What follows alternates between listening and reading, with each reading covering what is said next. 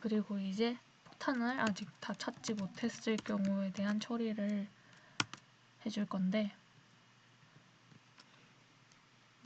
그러면 우선 해줘야 할 게 이 모든 칸에 대해서 타일을 보이게 해주는 게 중요한데요. 일단 모든 칸에 대해서 해야 하기 때문에 i는 1부터 length까지, 그리고 j는 1부터 width까지 해서 모든 칸에 대해 설정을 하는데, 그게 뭐냐 하면 어떤 타일을 보여줄지를 이제 설정을 해야 돼요. 그래서 우리가 아까 타일을 이 S라는 스프라이트에 불러왔었는데, 이 스프라이트 S, 스프라이트 안에 어떤 메소드가 있냐면 set texture rect라는 메소드가 있어요. 이 메소드는 그 스프라이트에서 얼마만큼 보여줄 것인가 라는 뜻인데, 얘는 인트랙트의 인자들을 받는데 인자를 4개를 받습니다. 근데 앞에서의 2개의 인자는 그 이미지의 어느 지점부터를 의미하고, 그 다음 2개는 가로 세로로 얼마만큼 보여줄 것인가를 의미를 합니다. 그런데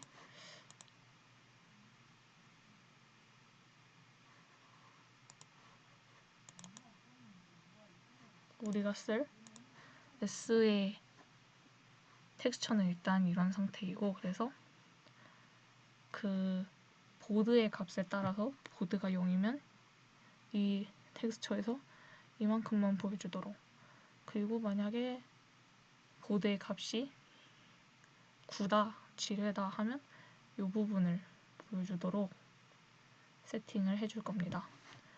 그래서 그러면 어느 지점, 이 이미지에서 어느 지점을 보여줄지는 s그리드의 값, s그리드 그 ij, 인덱스 ij에 있는 값에 이미지 픽셀의 길이를 곱한 만큼, 그리고 0. 왜냐면 이건 하위 직각이기 때문에 여기 이 지점에서부터 시작하도록 0으로 해줍니다. 그리고 이만큼 보여주는 거기 때문에 w만큼 보여주면 됩니다. 그래서 만약에 s그리드의 1이 값이 0이고 0이라면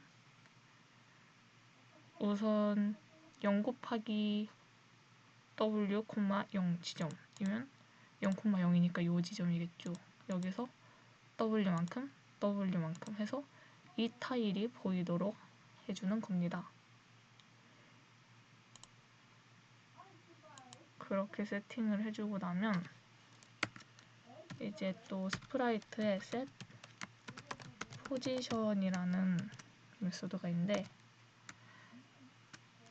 이 set position은 그 오브젝트, 이 타일의 위치를 어디에 둘 것인가 라는 것이 돼요. set texture rect로 이만큼을 떼온 거고, 이만큼을 이제 어디에다 배치할 것인가. 그러면 당연히 i의 w 곱한 만큼, j의 w 곱한 만큼 하면 되겠죠? 그리고 이만큼 설정을 해줬으면 이제 진짜 드로우 S에서 이 스프라이트를 그리도록 설정을 해준 다음에 이렇게 모든 타일에 대해 설정을 해주고 나서 진짜 그림을 사용자에게 보여주도록 디스플레이를 해주면 됩니다. 이렇게 코드를 구현하는 건 마무리가 됐고요. 또 우선 실행을 한번 해보겠습니다.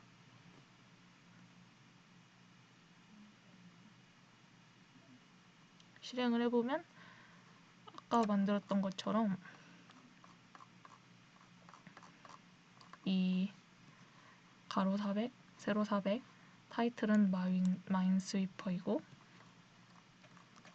여기 앱.클리어 컬러 화이트로 여기 배경색을 화이트로 칠한 거고요.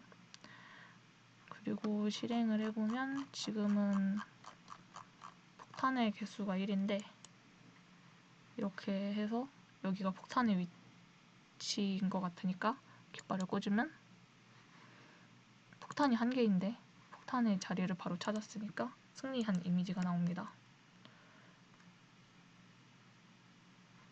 그리고 지뢰를 실수로 누른 경우 열리는 거 폭탄의 개수를 좀 늘려볼게요.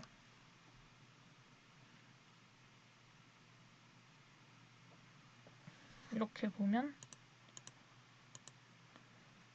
제로 타일을 눌렀을 때 주변에 있는 제로 타일이 열리는 것도 잘 구현된 걸 확인할 수 있고요. 폭탄을 눌렀을 때 게임이 안 끝나는 거에 문제가 있는데 이건 메인 쪽에서 문제가 있는 것 같습니다. 아, 여기서 추가를 안 했네요.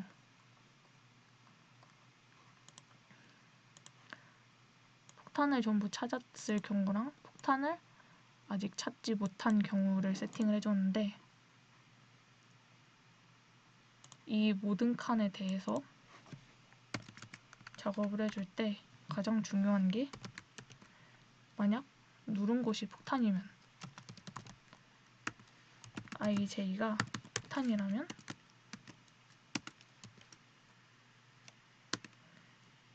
이제 나머지 타일들도 전부 열어주는 제일 중요한 기능을 이렇게 해주면 만약 누른 곳이 폭탄이었다. 그럼 반복문을 돌면서 다른 모든 타일들도 다 오픈을 해버리는 겁니다. 다시 실행을 해보면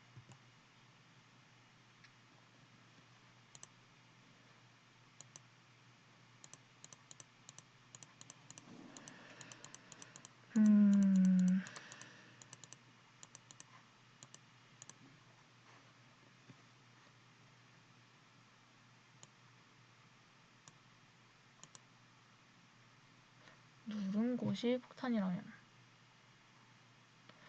이렇게 해버리면 안 되고 이